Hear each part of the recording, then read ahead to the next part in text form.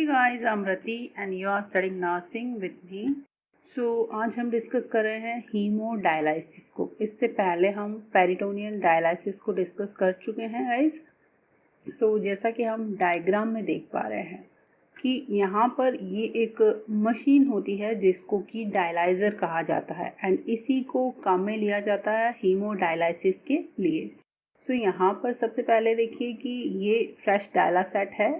Fresh डायलासेट एक tubing के साथ कनेक्ट होता है इस डायलाइज़र के अंदर एंड इस फ्रेश डायलाइज़र को इंसर्ट किया जाता है इस कंपार्टमेंट के अंदर। इसके अंदर 2 कंपार्टमेंट होंगे। फर्स्ट जो कंपार्टमेंट है इसमें यहाँ पर डायलासेट को फिल किया जाता है और इसके बीच में ये जो वाइट लाइनिंग आप देख रहे हैं ये रिप्रेजेंट कर रही है सेमी परमिएबल मेम्ब्रेन को। यहाँ पर इन ट्यूबिंग को रेडियल आर्टरी के साथ में कनेक्ट किया जाता है जिससे जो पेशेंट का ब्लड है वो इस चैम्बर के अंदर आ जाता है। अब जब यहाँ पर ब्लड आ गया है चैम्बर के अंदर तो उस ब्लड के अंदर यहाँ पर जो इम्प्योरिटीज़ हैं लाइक जो नाइट्रोजनस वेस्ट प्रोडक्ट हैं या फिर इलेक्ट्रोलाइट का इम्बैलेंस है या फिर एक्सेस फ्लूइड है जो कि रीनल फेलियर की कंडीशन में हमें देखने को मिलता है, तभी हम हीमोडायलाइसिस को काम में लेते हैं। यहाँ पर ये जो कंटेंट है इनकी एक्सेस है एंड ये जो सेमी परमिएबल मेम्ब्रेन है इसका क्या रोल है यहाँ पर कि ये जो एक्सेस में कंटेंट्स हैं ब्लड के अंदर उनको ये रिमूव कर देगी। जो यहाँ पर मैकेनिज्म काम करता है वो ऑस्मोसिस का मैकेनिज्म होता है और साथ में डिफ्यूज़न का मैकेनिज्म यहाँ पर काम करता है। जो भी एक्सेस में कंटेंट्स होते हैं इस ब्लड के अंदर वो इस फ्रेश डायलासेट के अंदर आ जाते हैं।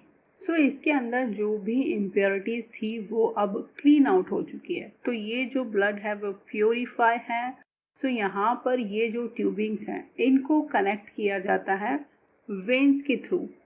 यहाँ पर वेन हम जो चूज़ कर रहे हैं वो सिफेलिक वेन है एंड यहाँ पर रेडियल आर्टरी को हमने चूज़ किया है पेशेंट से ब्लड को लेने के लिए। इस तरीके से ये जो प्रोसेस है कि यहाँ पर ब्लड को लिया जाता है फर्स्ट आर्टरी के थ्रू इस चैम्बर के अंदर एंड जब वो प्यूरीफाई हो जाता है तो उसको वापस से रिटर्न किया जाता है इन ट्यूबिंग्स के थ्रू सिफेलिक वेन में। इस तरीके से यहाँ पर ये हीमोडायलाइज़र हेल्पफुल होता है इस प्रोसेस को कंप्लीट करने के लिए। एंड जब यहाँ पर ये जो डायलासेट है जिसके अंदर अब इम्प्योरिटीज़ हैं वेस्ट प्रोडक्ट्स हैं उनको यहाँ पे इस ड्रेनेज बैग के अंदर कलेक्ट कर लिया जाता है। ये जो होल प्रोसेस है इसको वन इन्फ्यूज़न कहा जाता है और ये जो मशीन है इसको डायलाइज़र कहा जाता है। इस तरीके से जो हीमोडायलाइसिस का प्रोसेस है वो कंप्लीट किया जाता है। एंड ये जो डायलासेट है इसके अंदर वाटर एंड कुछ मेजर इलेक्ट्रोलाइट्स होते हैं। इस तरीके से ये जो सॉल्यूशन है वो प्रिपेयर्ड सॉल्यूशन होता है, उसको हम यहाँ पर यूज़ में लाते हैं डायलिसिस के लिए। यहाँ पर ये जो फर्स्ट कंडीशन हम देख रहे हैं ये है इंटरनल आर्टेरियोवेनस फिस्टुला। इस तरीके के जो फिस्टुला होते हैं वो क्रॉनिक रीनल फेलियर के जो केसेस होते हैं उनके अंदर अगर हमें डायलाइसिस करना होता है ये चॉइस ऑफ ट्रीटमेंट होता है कि हम यहाँ पर एक फिस्टुला को क्रिएट करें और उसके बाद जो डायलाइसिस का प्रोसीजर है वो इसके थ्रू कंप्लीट करें।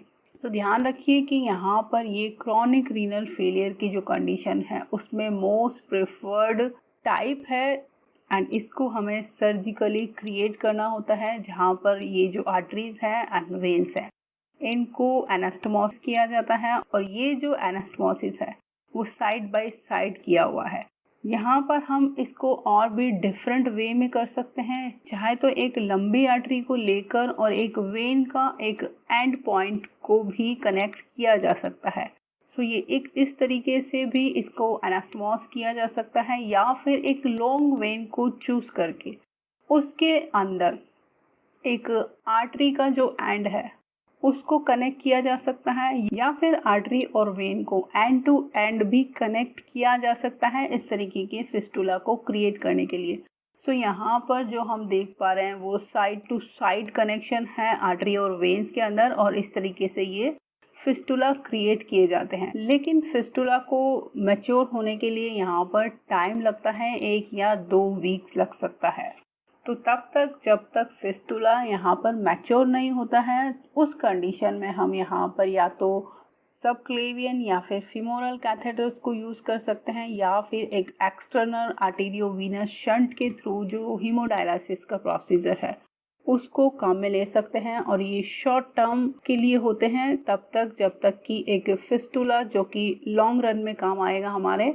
सो इस तरीके से ये एक सब्स्टिट्यूट होता है हमारे पास कि यहाँ पर हम या तो सबक्लेवियन कैथेटर्स यूज़ कर सकते हैं या फिर फीमोरल कैथेटर्स यूज़ कर सकते हैं। हीमोडायलिसिस के जो केसेस हैं उनके अंदर फिस्टुला को ही क्यों प्रेफर किया जाता है, क्योंकि ये जो फिस्टुला हैं वो इंटरनल सर्जिकल कनेक्शंस होते हैं जो कि सेफ कनेक्शन होते हैं। किसी भी हीमोडायलिसिस का जो प्रोसीजर है उसको अगर हमें लॉन्ग रन में चलाना है तो यहाँ पर फिस्टुला ही एक ऐसी चॉइस होती है जो कि काफ़ी सेफ होती है।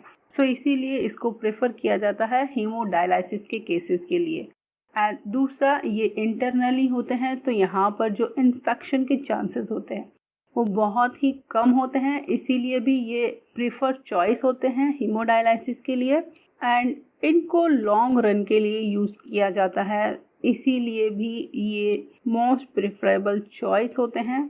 एंड जब भी हम फिस्टुला के थ्रू हीमोडायलिसिस करते हैं तो यहाँ पर पेशेंट है वो काफ़ी फ्री हो जाता है, क्योंकि उसको मूवमेंट करने के लिए कोई रेस्ट्रिक्शन नहीं होती है। सो इस वजह से जो फिस्टुला है वो मोस्ट प्रेफरेबल चॉइस होते हैं हीमोडायलिसिस के केसेस के लिए। लेकिन यहाँ पर इसके एडवांटेजेस होने के साथ साथ में कुछ डिसएडवांटेजेस भी हैं, जैसे कि जो फिस्टुला है उसको हम इमीडिएटली यूज़ नहीं कर सकते, इसको मैच्योर होने के लिए टाइमिंग लगता है। एंड जब भी हम फिस्टुला को यूज़ में लाते हैं गाइस तो यहाँ पर हमें नीडल का यूज़ करना पड़ता है। सो वो भी एक पेनफुल प्रोसीजर होता है, बार बार पेशेंट के साथ जो नीडल है उसको इंसर्ट करना। सो यहाँ पर ये भी एक डिसएडवांटेज है। और जब हम नीडल्स यूज़ करते हैं गाइस तो यहाँ पर इनफिल्ट्रेशन जो होता है उसके चांसेस बढ़ जाते हैं। सो यहाँ पर जो इनफिल्ट्रेशन होता है उसकी वजह से जो हेमाटोमा होता है वो चांसेस यहाँ पर ज़्यादा बढ़ जाते हैं, क्योंकि नीडल्स को यूज़ किया जा रहा है इन फिस्टुलास के लिए। सो इनफिल्ट्रेशन और हेमाटोमा ये एक डिसएडवांटेज है इन फिस्टुला के केसेस के लिए। एंड यहाँ पे आपको एक सिंड्रोम देखने को मिलता है जिसको आर्टीरियल स्टील सिंड्रोम कहा जाता है। आर्टीरियल स्टील सिंड्रोम का मतलब ये है कि यहाँ पर जो आर्टरीज से ब्लड जा रहा है वेन्स के अंदर वो एक्सेस में हो सकता है, इसीलिए इसको आर्टीरियल स्टील मीन्स यहाँ से आर्टरी के अंदर जो ब्लड है उसको चुराया जा रहा है। सो उस वजह से क्या होगा कि ये जो वेन्स हैं इनके अंदर ज़्यादा ब्लड सप्लाई हो जाएगा, एंड उसकी वजह से जो आर्टरीज हैं उनके अंदर ब्लड की कमी हो जाएगी, जो ब्लड की क्वांटिटी है वो कम हो सकती है। सो ये एक डिसएडवांटेज हो सकता है इस केस के अंदर। एंड जब यहाँ पर इन वेन्स के अंदर एक्सेस में ब्लड हो जाएगा आर्टीरियल स्टील सिंड्रोम की वजह से, सो यहाँ पर कंजेस्टिव हार्ट फेलियर की जो कंडीशन है वो हम देख पाएंगे, क्योंकि जो वेन्स हैं उनके अंदर ब्लड ज़्यादा हो गया है। सो इस तरीके के जो प्रॉब्लम्स हैं वो इस फिस्टुला की जो कंडीशन है उसके अंदर हमें देखने को मिल सकते हैं।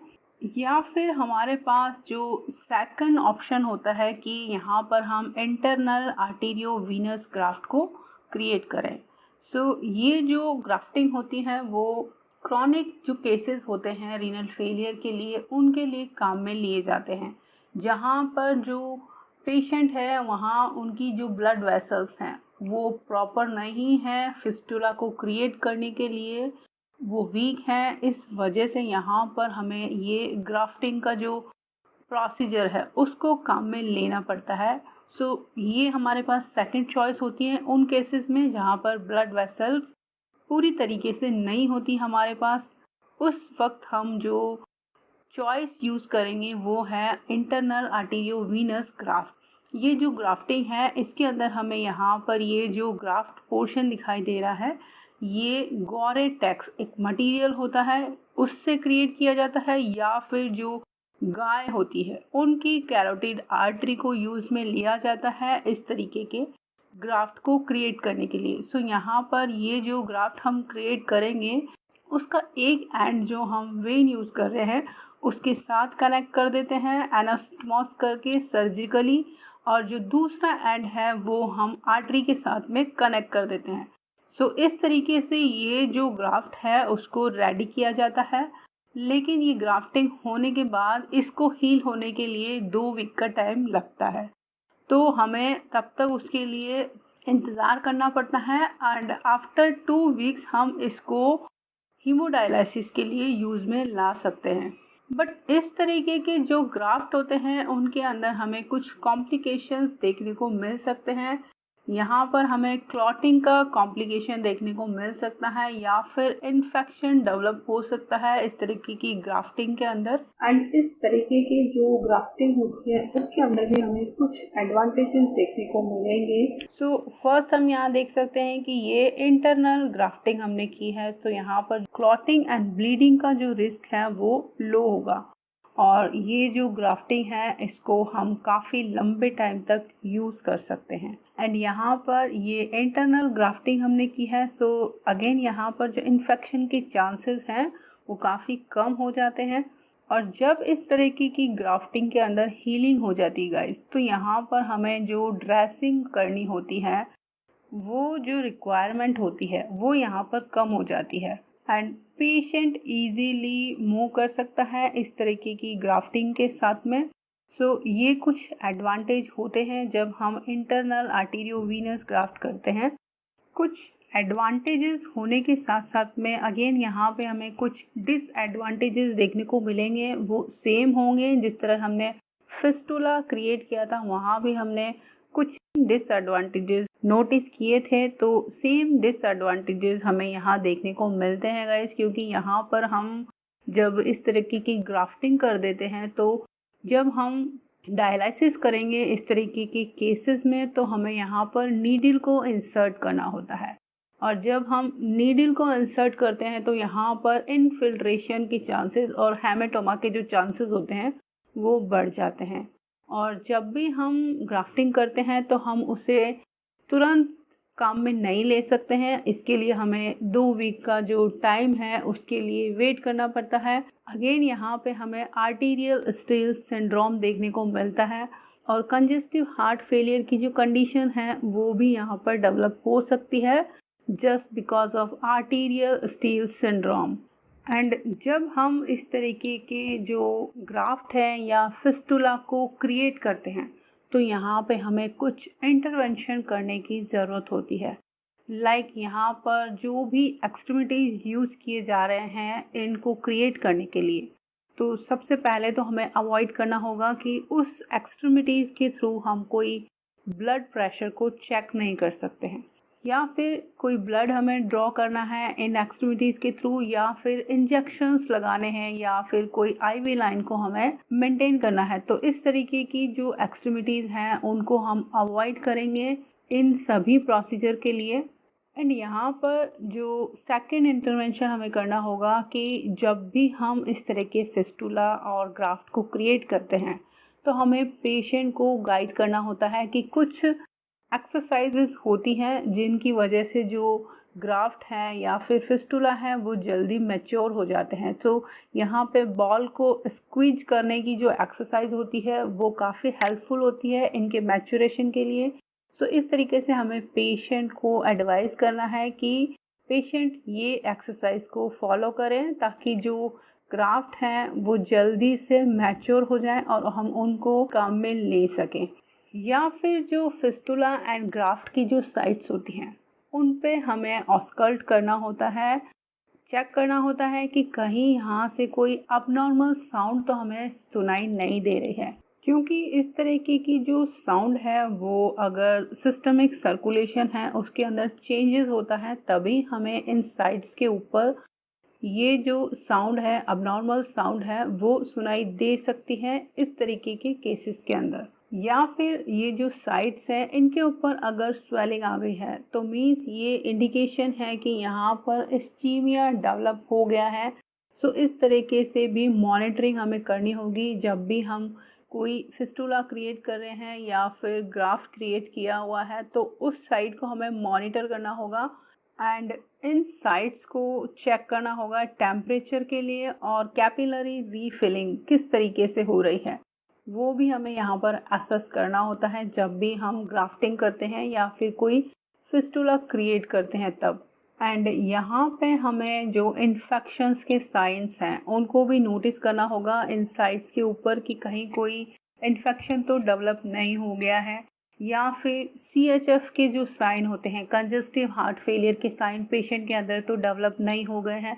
एंड इनको हम असेस कर सकते हैं लंग और हार्ट के जो साउंड्स हैं उनको नोटिस करके हम ये असेस कर सकते हैं कि कहीं यहाँ CHF की जो कंडीशन है वो तो डेवलप नहीं हो रही है। एंड इस तरीके के जो केसेस हैं इनमें हमने नोटिस किया कि आर्टीरियल स्टील सिंड्रोम हमें यहाँ पर देखने को मिलता है। सो इसको भी हमें मॉनिटर करना होगा कि कहीं इस तरीके की कोई जो कंडीशन है वो तो डेवलप नहीं हो रही है। अगर ऐसा होता है तो हमें यहाँ पर फिर रिपोर्ट करना होता है फिजिशियन को। सो कुछ इस तरीके के जो इंटरवेंशन है वो हमें फिस्टुला और ग्राफ्टिंग की जो केसेस हैं उनमें करने होते हैं। नाउ थर्ड जो कंडीशन हमारे पास होती है यहाँ पर, इमीडिएटली अगर हमको हीमोडायलिसिस करना है उस कंडीशन में हम एक्सटर्नल आर्टेरियोवीनस शंट को क्रिएट करते हैं। सो यहाँ पर ये जो डायग्राम है इसमें आप इजीली समझ पाएंगे कि ये जो कैनुला है वो सिलिकॉन के बने होते हैं। सो ये जो शंटिंग है इसको हम या तो फोर आर्म में क्रिएट कर सकते हैं या फिर लेग पोर्शन में इसको क्रिएट किया जा सकता है। सो ये एक पोर्शन है इसका जो कि आर्टरी के अंदर इंसर्ट है और दूसरा है वेन के अंदर, और इन दोनों के बीच में एक जॉइनिंग होती है जिसकी वजह से ये जो यू शेप है, जब भी हम हीमोडायलिसिस को कंप्लीट कर लेते हैं तो इन दोनों को रिकनेक्ट कर दिया जाता है कैनुलास को, जिससे कि ये यू शेप फिर से फॉर्म हो जाता है।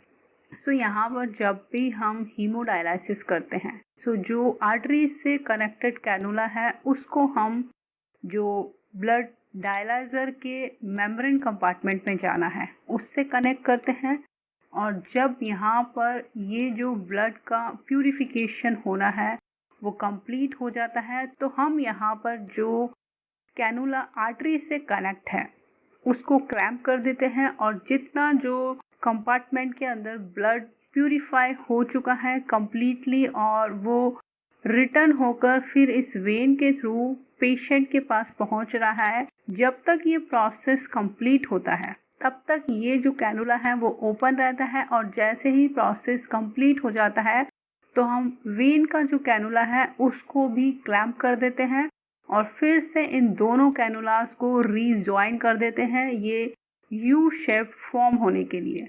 सो इस तरीके से ये जो एक्सटर्नल आर्टेरियोवीनस शंट है इसको हम काम में लेते हैं, और ये बहुत ही इमीडिएटली काम में लिया जाने वाला प्रोसीजर है।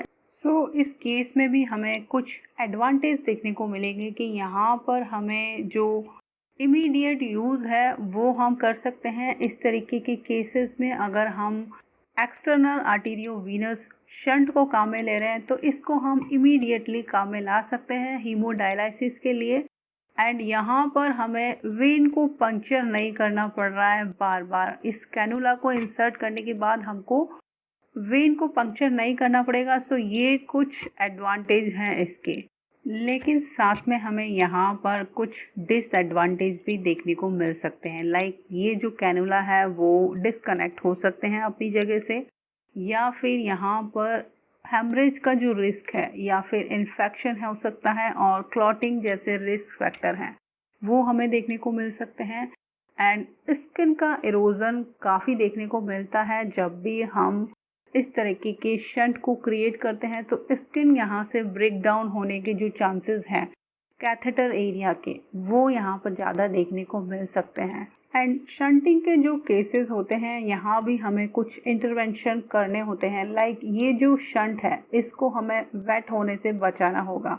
तो यहाँ पे हमें जो शंट साइट है उसको कम्प्लीटली ड्रेसिंग के थ्रू कवर करके रखना होगा। और हमें यहाँ पर जब भी इसको चेक करना होगा किसी इन्फेक्शन हेमरेज के लिए, तो ये जो ड्रेसिंग है उसको अनरैप भी करना होगा हमें। एंड अगेन यहाँ पर ये जो साइट है, इससे हम कोई भी ब्लड को ड्रॉ नहीं कर सकते, या फिर कोई भी आईवी लाइन है उसको हम स्टार्ट नहीं कर सकते इस एक्सट्रीमिटी के थ्रू, या फिर कोई इंजेक्शंस भी हम इस साइट से नहीं लगा सकते हैं। सो कुछ इस तरीके के जो इंटरवेंशन है वो हमें करने होते हैं जब भी हम एक्सटर्नल आर्टेरियोवेनस शंट को क्रिएट करते हैं। और ये एक्सटर्नली एक सर्जिकल प्रोसीजर है गाइस, तो यहाँ पर हमें बहुत ही ध्यान देना होता है कि यहाँ पर कोई इन्फेक्शन ना क्रिएट हो जाए, या फिर स्किन की इंटेग्रिटी को भी हमें मेंटेन करना होता है इस तरीके की कंडीशन के अंदर। सो कुछ इस तरीके के इंटरवेंशन हमें इस केस के अंदर करने होंगे जब भी हम कोई एक्सटर्नल शंट को क्रिएट करेंगे। एंड यहाँ पर अगर हमें क्लॉटिंग के साइन को नोटिस करना है, सो जो ट्यूबिंग है उसके अंदर फिब्रिन वाइट फ्लैग्स हमें दिखाई देंगे, यानी फिब्रिन के जो थ्रेड होते हैं वो पार्टिकल्स हमें ट्यूब के अंदर दिखाई दे सकते हैं अगर यहाँ पर क्लॉटिंग प्रेजेंट है तो।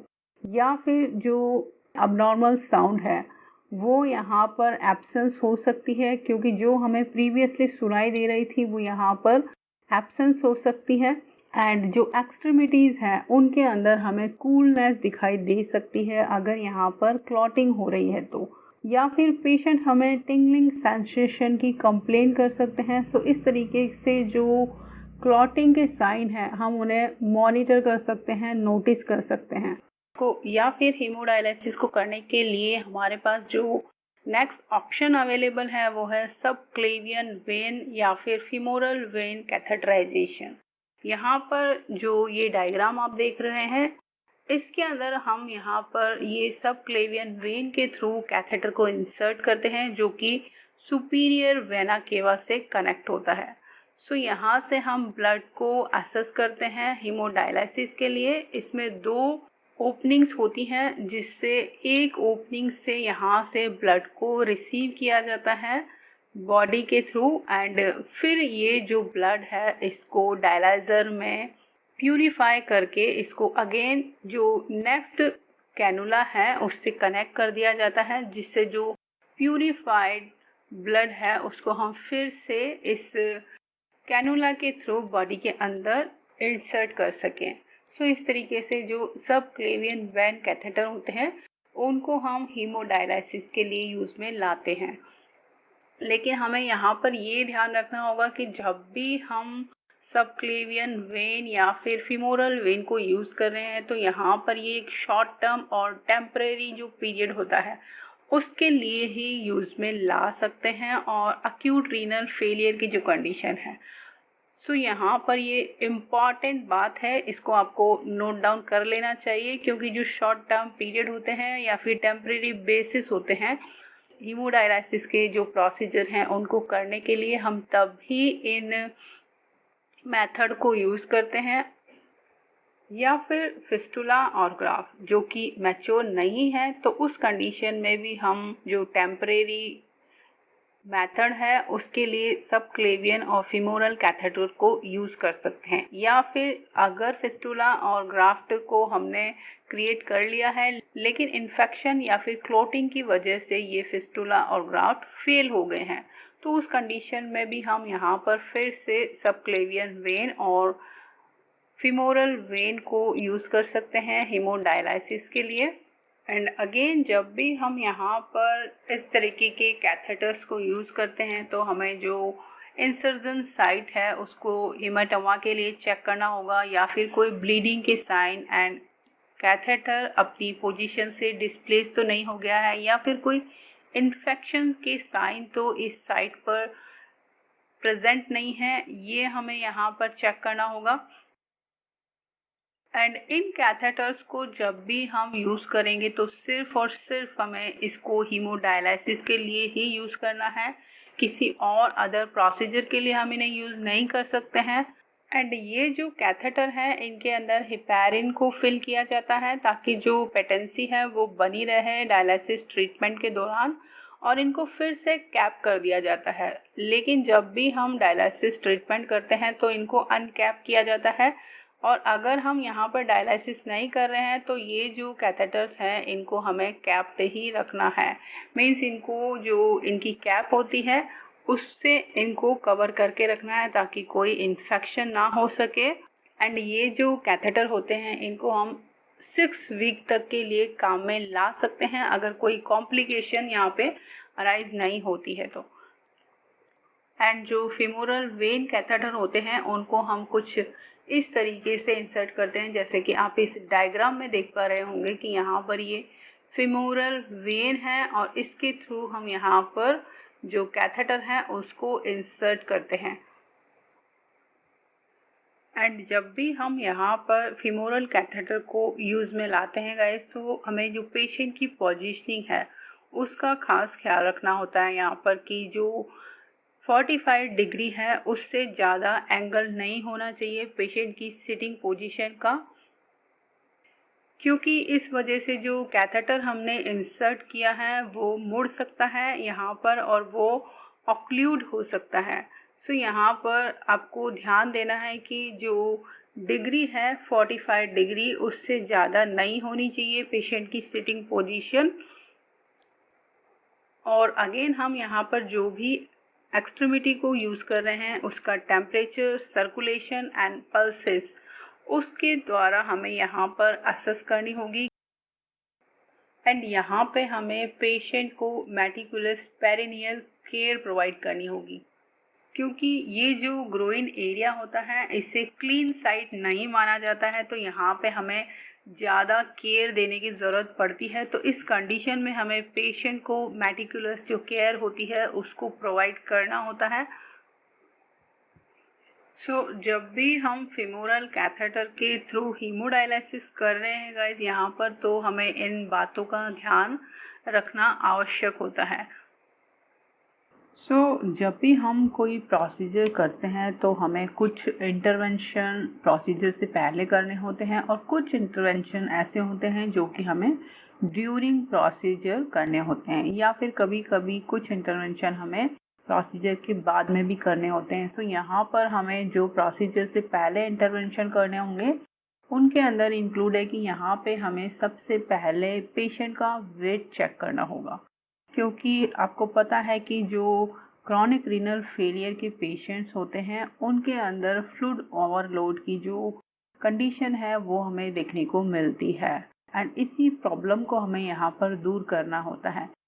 इस वजह से पेशेंट का वेट चेक किया जाता है कि प्रोसीजर से पहले पेशेंट का जो वेट है उसके बाद उसको फिर से चेक किया जाता है जब प्रोसीजर कंप्लीट हो जाता है। तो इन दोनों के बीच में हमें जो चेंजेस देखने को मिलता है उसी वजह से हमें यहाँ पर पेशेंट का जो वेट है उसको चेक करना पड़ता है। एंड पेशेंट के वाइटल साइंस को भी हमें चेक करना होगा बिफोर द प्रोसीजर की जो भी वाइटल साइंस हैं वो अपनी नॉर्मल रेंज में है या नहीं। इस वजह से भी यहाँ पर हमको वाइटल साइंस को चेक करना होगा। एंड लैब वैल्यूज़ का काफ़ी इम्पॉर्टेंट रोल है यहाँ पर, क्योंकि हमने देखा कि सीरम क्रिएटिनिन, यूरिया और इलेक्ट्रोलाइट इम्बैलेंस की जो कंडीशन है वो हमें यहाँ देखने को मिलती है। तो उसी से हम आइडेंटिफाई कर सकते हैं कि पेशेंट की जो लैब वैल्यूज़ हैं उनके अंदर कितना यहाँ पर इंक्रीमेंट हो रहा है प्रोसीजर से पहले, और उसको फिर हम क्रॉस चेक कर पाएंगे जब हम प्रोसीजर को कंप्लीट कर लेंगे। इस तरीके से ये 3 इम्पॉर्टेंट स्टेप्स हैं जो कि हमें प्रोसीजर से पहले फॉलो करने होते हैं।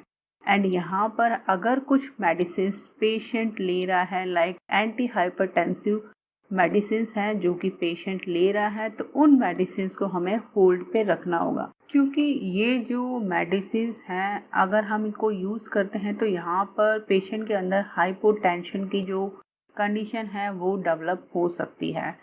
एंड इसका जो इफ़ेक्ट है वो ब्लड के ऊपर सीधा सीधा देखने को मिलेगा हमें। तो इस वजह से हमें इन मेडिसिन को रोक देना है before the procedure.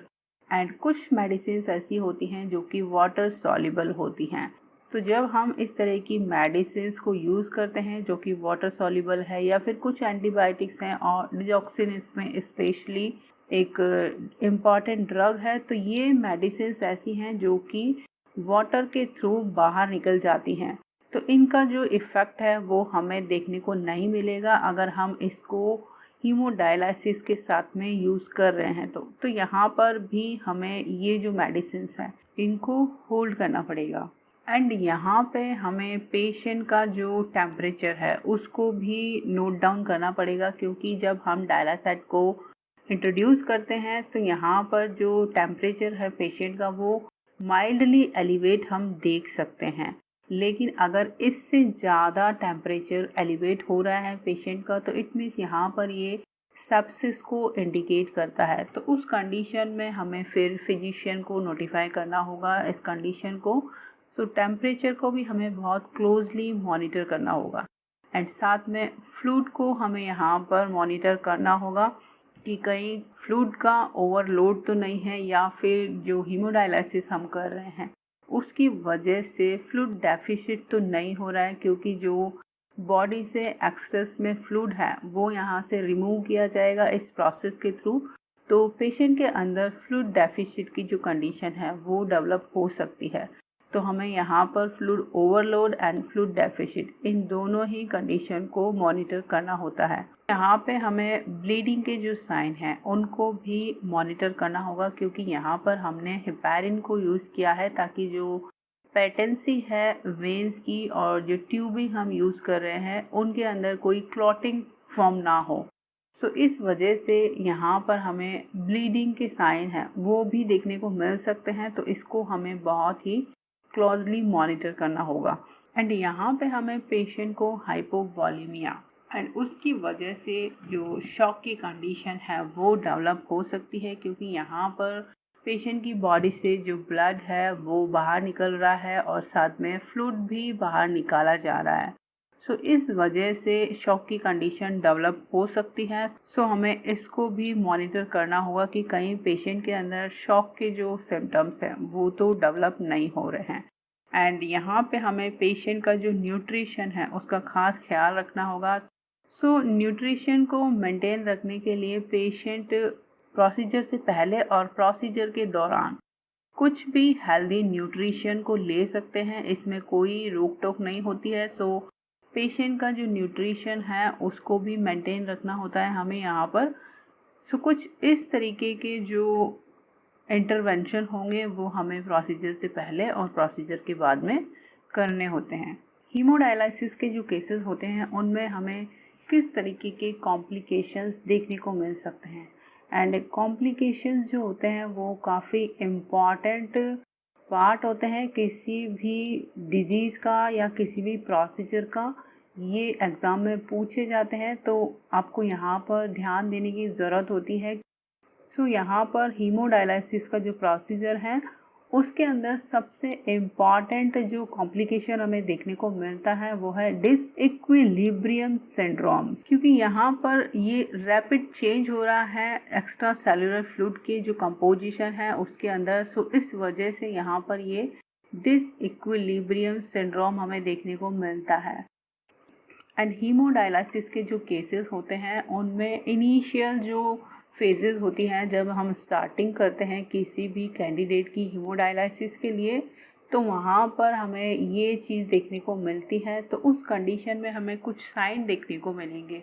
So disequilibrium जो सिंड्रोम है वो जब डेवलप होता है तो यहाँ पर हमें पेशेंट के अंदर कुछ साइन देखने को मिलते हैं, लाइक कुछ मेंटल कन्फ्यूज़न पेशेंट के अंदर हमें देखने को मिल सकती हैं, या फिर लेवल ऑफ कॉन्शियसनेस के अंदर हमें डिटोरिएशन देखने को मिलता है। मीन्स उसका जो कॉन्शियस लेवल है वो धीरे धीरे गिरता जाता है। हेडेक एंड सीजर के साइन ये कुछ कॉमन साइन हैं जो कि न्यूरोलॉजिकल साइन है और डिसइक्विलिब्रियम सिंड्रोम से रिलेटेड हैं। एंड डिसइक्विलिब्रियम सिंड्रोम की जो कंडीशन है उसके अंदर हमें सेरेब्रल एडिमा देखने को मिल सकता है, जिसकी वजह से जो इंट्राक्रैनियल प्रेशर है वो बढ़ सकता है। अगर यहाँ पर सेरेब्रल एडिमा डेवलप हो गया है तो जो इंट्राक्रैनियल प्रेशर है वो बढ़ सकता है इस कंडीशन में। तो जब भी इस तरीके की कंडीशन हम नोटिस करेंगे पेशेंट के अंदर फर्स्ट इनिशियल स्टेज के अंदर, तो वहाँ पे हमें सबसे पहले जो हीमोडायलिसिस हम कर रहे हैं उसको स्टॉप कर देना होता है एंड देन फिजिशियन को हमें नोटिस करवाना होता है।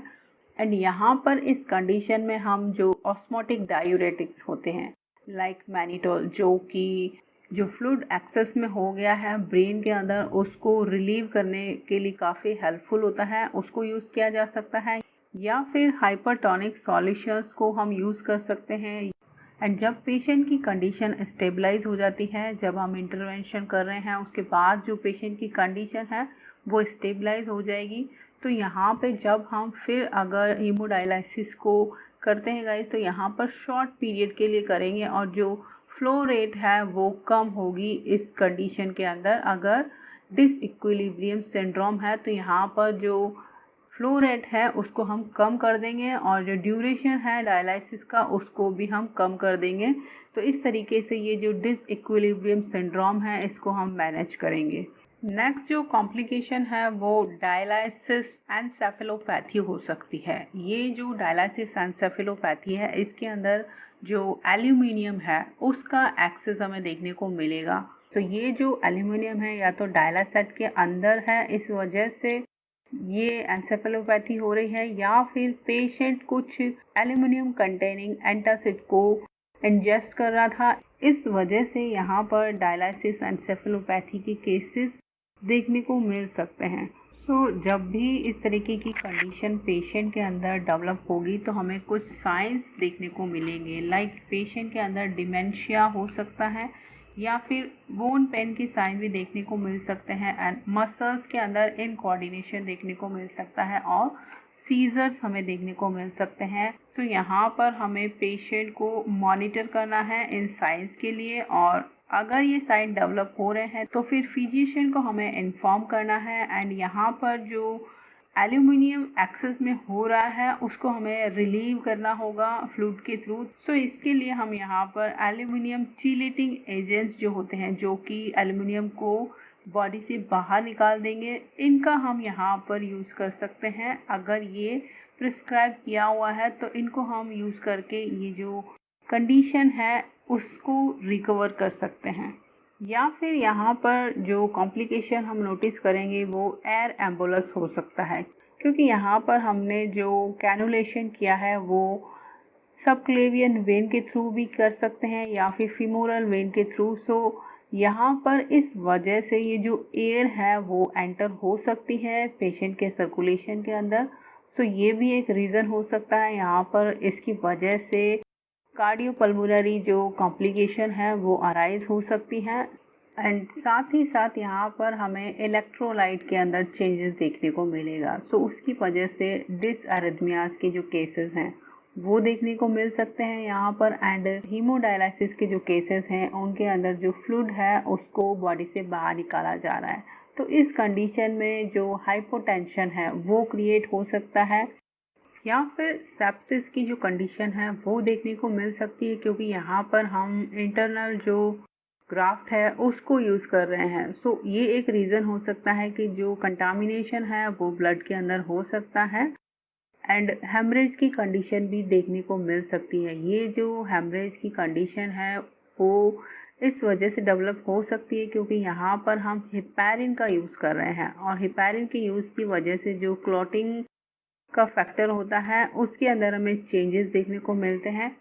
एंड ये जो हेमरेज की कंडीशन है वो पर्टिकुलरली हमें कुछ रीजन्स के अंदर देखने को मिल सकती है, लाइक सब ड्यूरल पोर्शन है या फिर रेट्रोपेरिटोनियल रीजन और पेरिकार्डियल और इंट्राऑक्यूलर ब्लीडिंग के साइन हमें देखने को मिल सकते हैं यहाँ पर। तो इस तरीके से जो हेमरेज की कंडीशन है उसको हम नोटिस कर सकते हैं। ये टॉपिक हमारा यहाँ पे कंप्लीट होता है। अगर इससे रिलेटेड आपकी कोई भी क्वेरी है या कोई फीडबैक आप देना चाहते हैं तो नीचे कमेंट बॉक्स में कमेंट कर सकते हैं। एंड ये इन्फॉर्मेशन अगर आपको वैल्यूएबल लगती है so please like the video and share on different social media platforms. Till then, take care, keep studying, and bye bye.